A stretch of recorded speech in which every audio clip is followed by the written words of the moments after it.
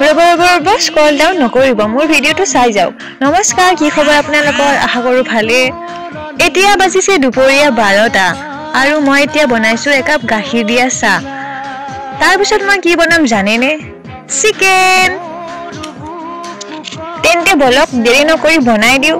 এয়া মই কাটিলোঁ আলু, পিঁয়াজ, তাৰপিছতে আদা নহৰু।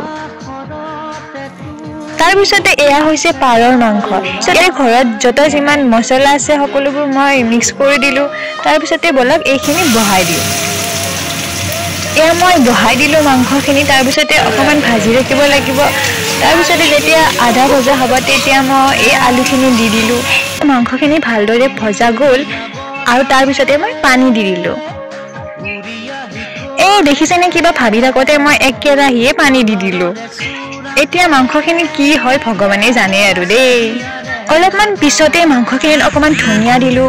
তাৰপিছতে অকণমান গৰম মছলা দিলোঁ। তাৰপিছতে এয়া ফাইনেলি মাংসৰ আঞ্জা ৰেডি হৈ গ'ল। ৰব এতিয়া আৰু বহুত বাকী আছে, মই ভাত বনোৱাই নাই নহয়। পিছে আজি ভাত কুকাৰত নহয়, আজি ভাত বেলেগকৈহে বনাম।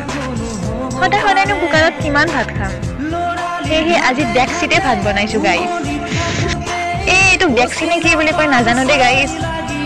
ভাতখিনি বহাই ইফালে মই ভাজিছোঁ এতিয়া শাকখিনি ভজা হৈ গ'ল। তাৰপিছতে মই বিন আৰু আলু ভাজিলোঁ। তাৰপিছত এয়া মই এতিয়া বনাম চালাডখিনিও হৈ গ'ল। এতিয়া আৰু খোৱাহে কথা।